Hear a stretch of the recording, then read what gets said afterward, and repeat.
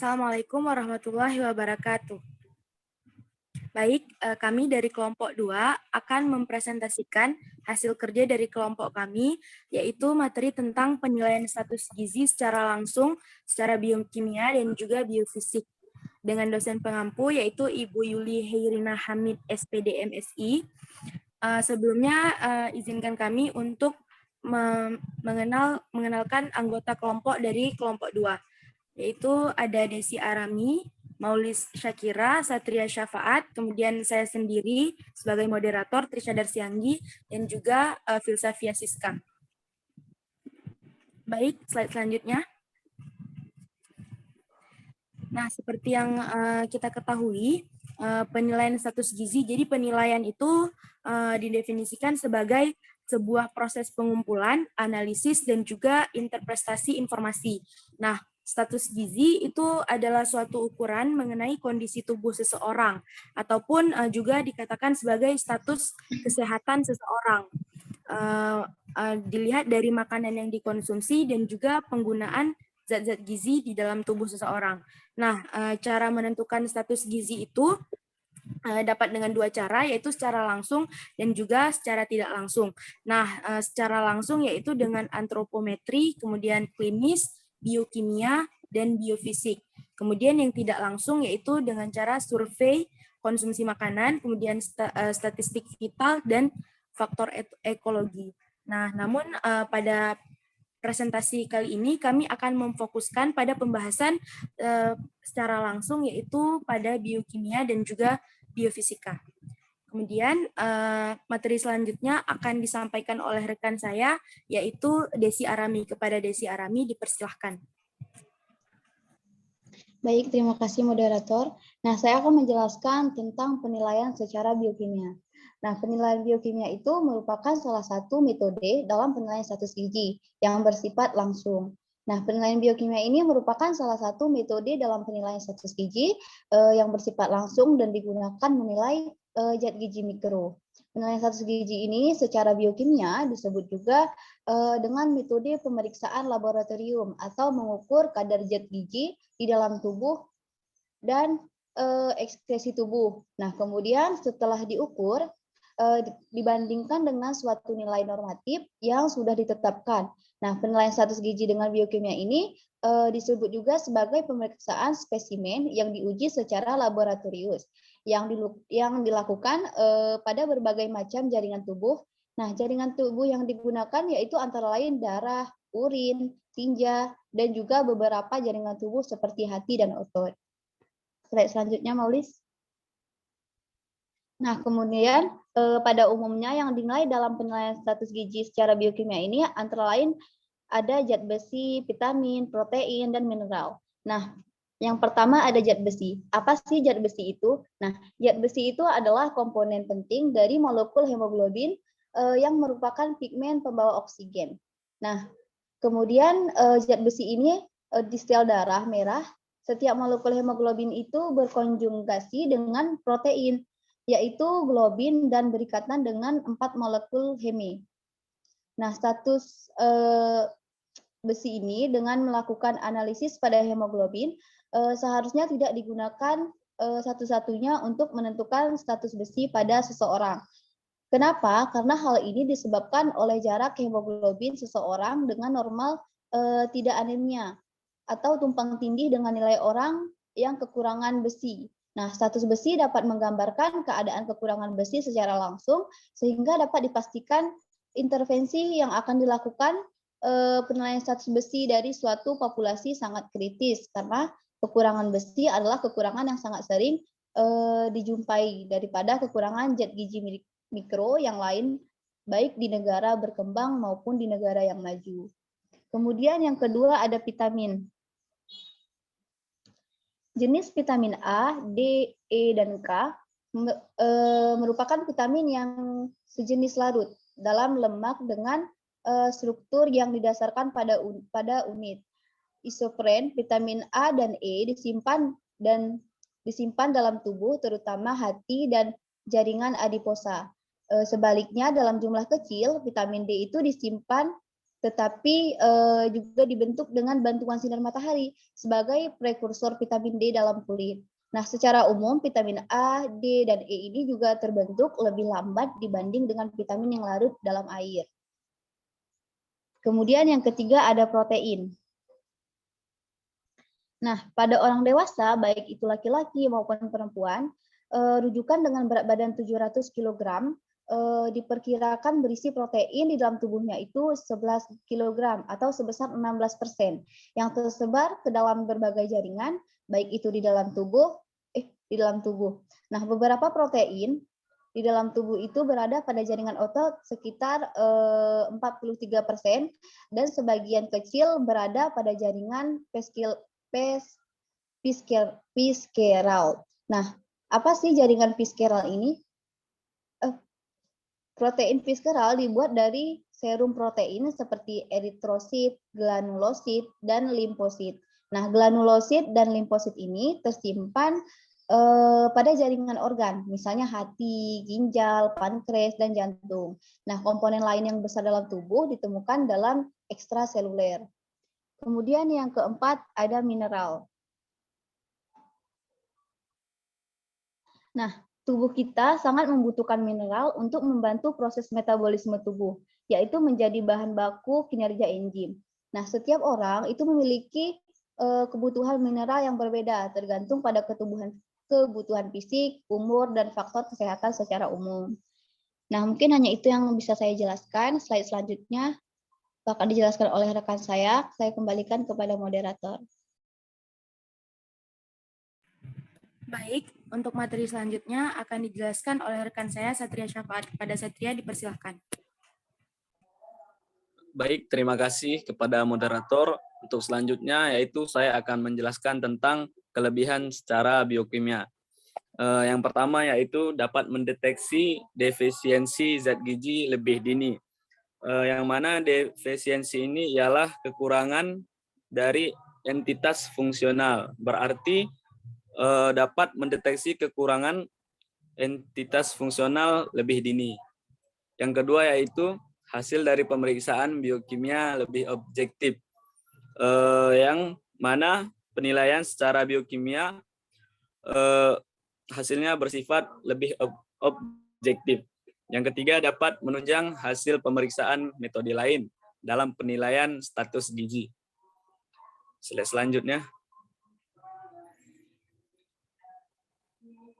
Untuk selanjutnya yaitu kelemahan secara biokimia. Yang pertama, pemeriksaan hanya bisa dilakukan setelah timbulnya gangguan fisik. Yang mana pemeriksaan ini hanya dapat dilakukan setelah gejala atau timbulnya gangguan fisik pada seseorang. Yang kedua yaitu membutuhkan biaya yang cukup mahal, di mana biaya yang dikeluarkan untuk melakukan penilaian secara biokimia ini membutuhkan biaya yang sangat mahal. Yang ketiga yaitu memerlukan tenaga yang ahli.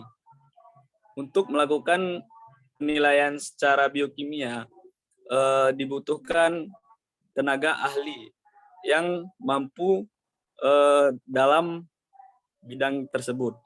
Yang keempat yaitu kurang praktis dilakukan di lapangan, di mana penilaian ini biasanya dilakukan di dalam laboratorium dan kurang praktis jika dilakukan di lapangan. Yang kelima yaitu membutuhkan peralatan dan bahan yang lebih banyak dibandingkan dengan pemeriksaan lain. Contohnya seperti barang-barang laboratorium dan sebagainya. Yang keenam yaitu masih ada ketidakseragaman dalam memilih referensi atau nilai normal. Mungkin itu saja dari saya. Untuk selanjutnya akan dijelaskan oleh rekan saya. Saya kembalikan kepada moderator.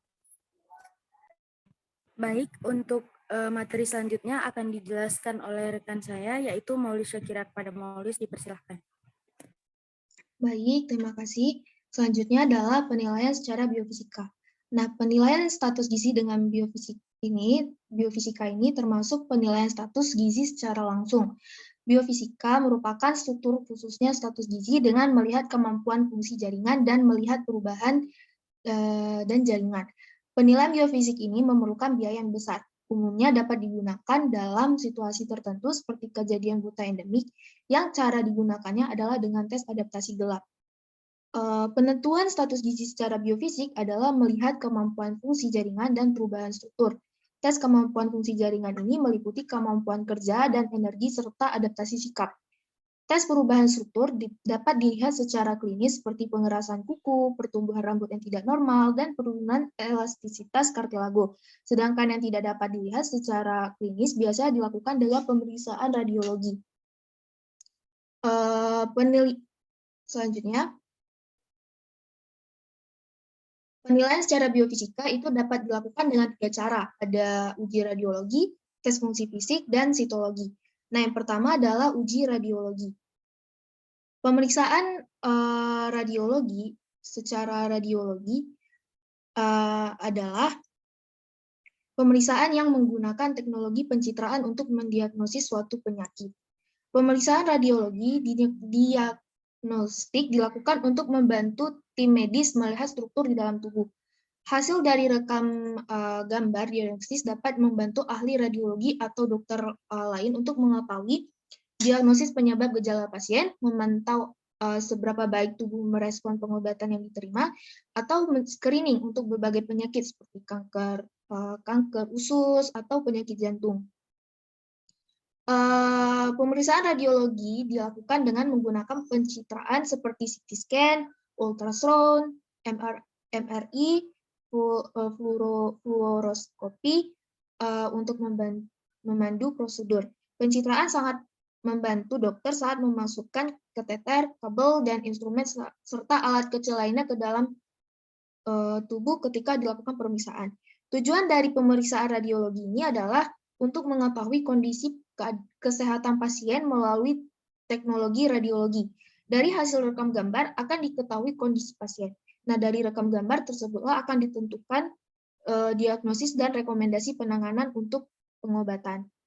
Yang selanjutnya adalah tes fungsi fisik. Tes fungsi fisik ini adalah uji kemampuan untuk melakukan kegiatan sehari-hari. Tujuan untuk mengukur perubahan fungsi yang dihubungkan dengan ketidakcukupan gizi.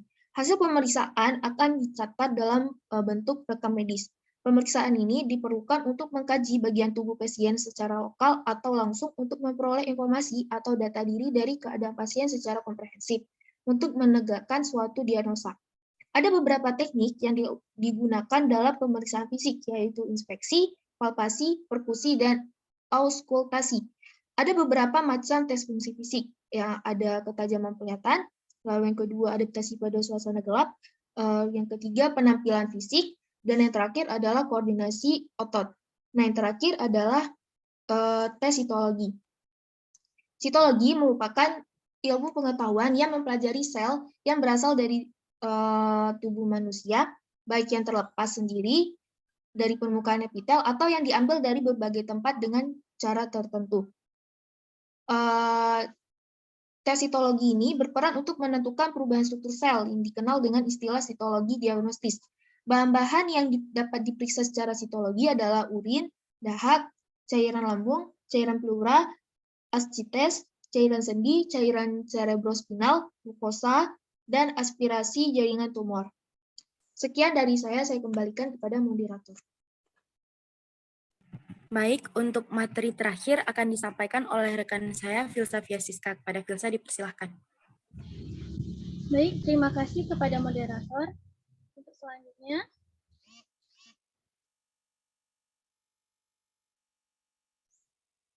yaitu kelebihan secara biofisik.